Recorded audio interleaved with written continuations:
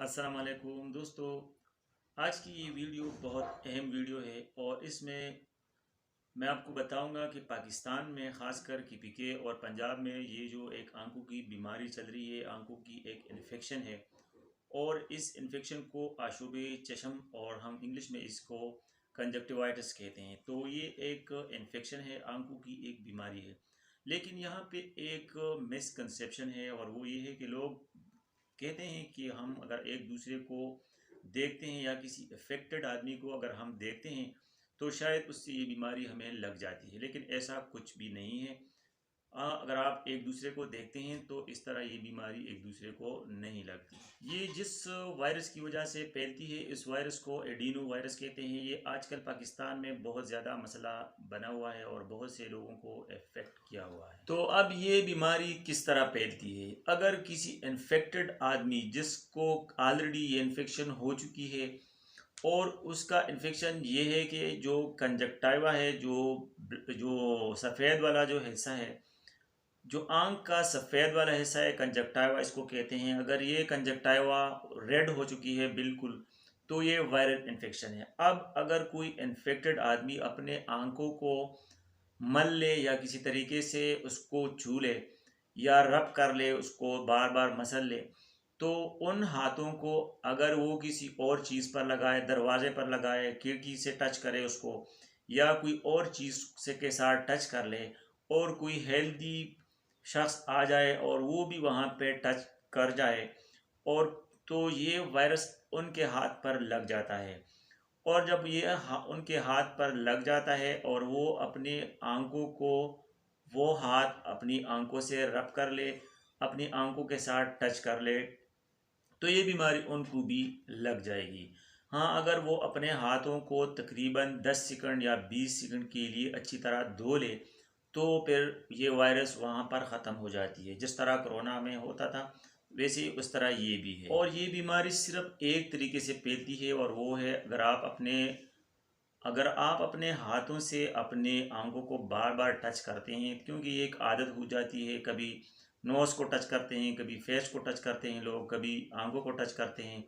तो अगर ये आदत आज के दिनों में आप ना कर ले तो इससे आप बच सकते हैं। आप ज़्यादातर कोशिश करें कि आप सन ग्लासेस लगाएं, या जो ज़ीरो नंबर की ग्लासेस होती है आप वो एहतियात के तौर पर लगाएं, ताकि आप अपने हाथों को बार बार आंखों के साथ टच ना करें। एहतियात के तौर पर आप अपने हाथों को और आप अपने ग्लासेस को बार बार सैनिटाइज कर लें, और जहाँ जहाँ भी शक हो तो उन्हीं जगहों को भी आप बार बार सैनिटाइज करते रहें। अगर किसी बंदे को ये मसला हो जाए तो मामूली इन्फेक्शन हुई है तो एक हफ्ते के अंदर अंदर वो रिकवर हो जाता है, लेकिन अगर इन्फेक्शन बहुत ज़्यादा है तो तकरीबन 2 महीनों तक उसको बहुत ज़्यादा तंग कर सकता है। अगर किसी शख्स में ये वायरस पहले कभी हुआ था और इसे दूसरी दफ़ा अगर ये हुई है तो इसकी इंटेंसिटी बहुत ज़्यादा कम होगी, क्योंकि बॉडी में एक दफ़ा इससे पहले जो हुई थी तो एंटीबॉडीज़ उसके बॉडी में मौजूद थी, तो इस वजह से इसकी इंटेंसिटी कम होगी। लेकिन अगर उसको पहली बार हो गई है या उसको कोई ऐसी बीमारी है, मसलन शुगर है या ब्लड प्रेशर है या कोई एजड आदमी है, तो ज़ाहिर है उसको इंटेंसिटी, इसकी शिद्दत थोड़ा ज़्यादा हो सकती है। अगर एक दफ़ा आपको ये बीमारी लग जाए, आपको यानी आपको इन्फेक्शन हो जाए, तो आप इसके लिए एहतियाती तदाबीर भी करें। दूसरों के साथ ज़्यादा मेल जोल आप ना रखें, ताकि दूसरे आपकी इस बीमारी से बच सकें। और इसके अलावा आप अफ्ताल्मोलॉजिस्ट जो डॉक्टर होता है, आंखों का जो डॉक्टर होता है, उसके साथ आप ज़रूर कंसल्ट करें, क्योंकि ये सेकेंडरी इन्फेक्शन इससे भी हो सकता है। तो सेकेंडरी इन्फेक्शन से बचने के लिए जाना चाहिए ताकि वो आपकी प्रॉपर ट्रीटमेंट कर सके। आम अलामात ये है कि जो वाइट वाला जो हिस्सा है, कंजक्टाइवा आंख वाला जो हिस्सा है, वाइट पार्ट, तो इसमें रेडनेस आ जाती है। और खुदा न खास्ता अगर ये दूसरे पार्ट तक चली जाए, यानी जो कार्निया है, अगर ये यहाँ तक ये फैल जाए, ये वायरस अगर वहाँ तक भी फैल जाए, तो फिर ये अलामात थोड़ा शिद्दत इख्तियार कर लेता है। और शिद्दत ये होती है कि वहाँ पे चुभन होती है, पेन होती है, ख़ारिश भी बहुत ज़्यादा हो सकती है, और वहाँ से वाटरी यानी जो पानी है वो बहुत ज़्यादा पानी वहाँ से निकलती है। और इसके अलावा फोटोफोबिया भी हो सकता है। फोटोफोबिया ये है कि रोशनी आपको बुरी लगती है और आपके आंखों पर ये बहुत ज़्यादा तकलीफ़ देती है, इसको हम फोटोफोबिया भी कहते हैं।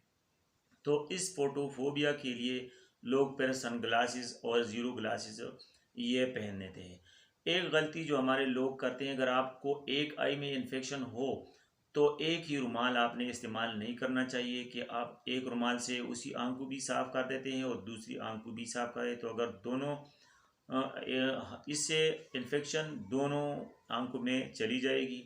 अगर आपको सिर्फ एक आंख में इन्फेक्शन है तो आप इसके लिए सिंपली वो अच्छा सा टिश्यू पेपर आप यूज़ कर लें, उसको आप डिस्पोज कर लें और दूसरे आंख को इससे टच ना करें। इस तरह अगर आप इसके लिए कोई मेडिसिन यानी ड्रॉप्स इस्तेमाल करते हैं तो ड्रॉप्स आपने इन्फेक्टेड आइज़ में सिर्फ इस्तेमाल करने हैं, दूसरी आई जो इन्फेक्टेड ना हो उसमें आपने ये ड्रॉप इस्तेमाल नहीं करनी है, क्योंकि दूसरे आई को भी ये इन्फेक्ट कर सकता है और उसको ज़रूरत भी नहीं है। इसके लिए कोई प्रॉपर टेस्ट की ज़रूरत नहीं है, ना इसकी टेस्ट होती है, लेकिन जब आप अस्पताल में जाएं तो डॉक्टर वहाँ पे इसको डायग्नोस कर सकता है, क्योंकि ये एक वबा फैली हुई है और डॉक्टर इसको इजीली डायग्नोस कर सकता है। लोग अक्सर ये कहते हैं कि इसके लिए कोई एंटीवायरल ड्रॉप्स होती है, लेकिन इस बीमारी के लिए कोई एंटीवायरल ड्रॉप्स नहीं है, बल्कि वो एक हर्पीज़ जो अलग डिजीज़ है, वो भी वायरल डिजीज़ है लेकिन वो अलग सी डिजीज़ है,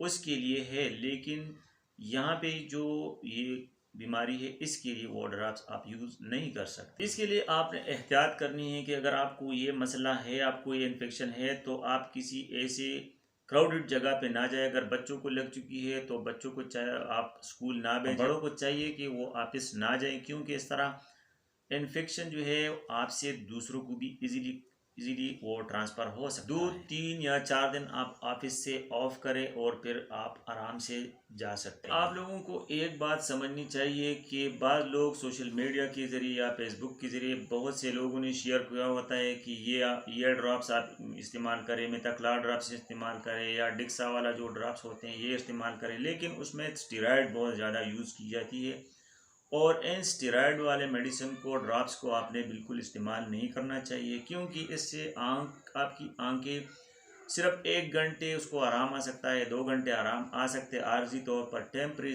आपके लिए आराम आ सकता है, लेकिन पर लॉन्ग टाइम ये आपके आंखों को, आपका जो कार्निया, इसको बहुत ज़्यादा नुकसान पहुंचा सकता है। तो इसलिए आपने हर किस्म की जितने भी जो ड्रॉप्स है इसको अवॉइड करना चाहिए और अपने डॉक्टर से आपने ज़रूर मशवरा लेना चाहिए। आपकी आंखों को ड्राइनेस से बचाने के लिए जो ड्रॉप्स आप यहाँ इस्तेमाल कर सकते हैं वो है टीयर प्लस। वो आप दिन में 2 3 4 5 दफ़ा आप इसको यूज़ कर सकते हैं।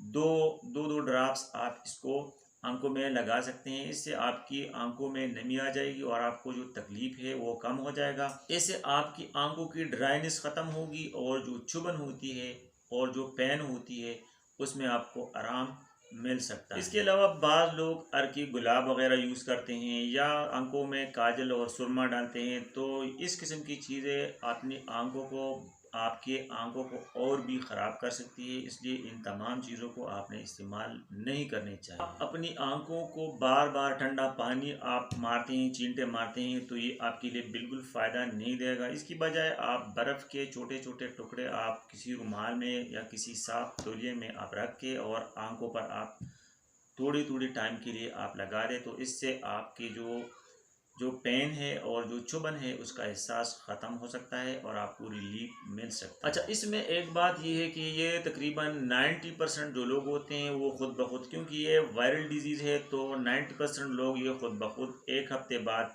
ठीक हो जाते हैं और जो 10% होते हैं तो वो उसकी ज़्यादा अगर शिद्दत हो तो आपने वो डॉक्टर के पास जा सकते हैं, डॉक्टर से वो मशवरा ले सकते हैं। अगर आपको अलामात ज़्यादा शिद्दत से हो तो आप प्लीज़ डॉक्टर के पास ज़रूर जाएं, क्योंकि आपके कॉर्निया में इन्फेक्शन हो सकता है, सेकेंडरी इन्फेक्शन हो सकता है, जिसकी वजह से आपकी आंख ज़ाया हो सकती है, आपकी बीनाई भी ज़ाया हो सकती है।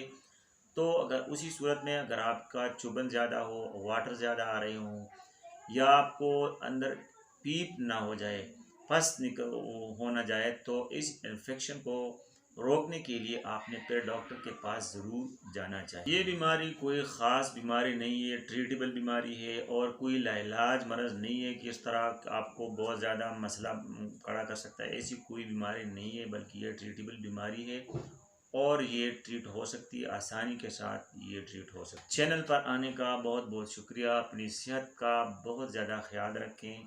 नेक्स्ट वीडियो में दोबारा मुलाकात होगी। अल्लाह हाफिज़।